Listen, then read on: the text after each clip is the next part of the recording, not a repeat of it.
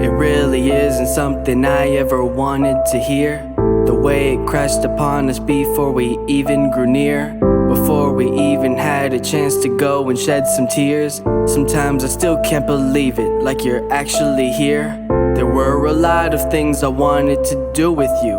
I can't even imagine what your parents went through. I mean, how does a doctor tell you this in front of your face? How does it feel to have to go and break them the news? A few more days and it all would have been fine. A few more days, right now you'd be alive.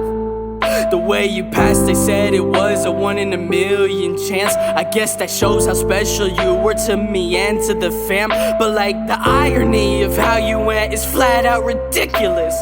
The cord that's supposed to keep you going, somehow it twisted, entangled in a knot that would forever leave you breathless. I know I'm not religious, but I hope that you're in heaven.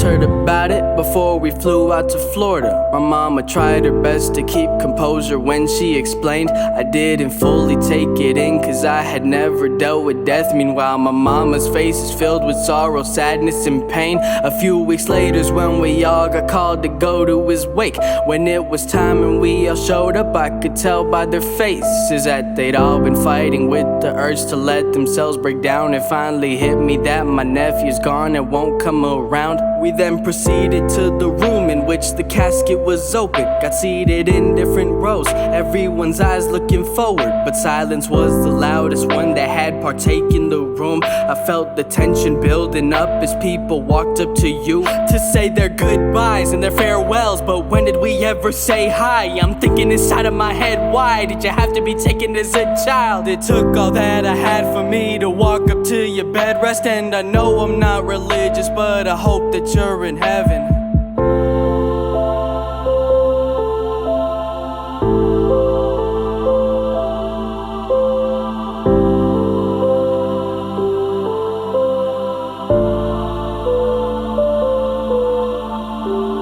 Spent the days in Florida thinking about you. How am I supposed to enjoy vacation when a funeral came before that? I couldn't stop the tears from falling, but my heart had felt numb.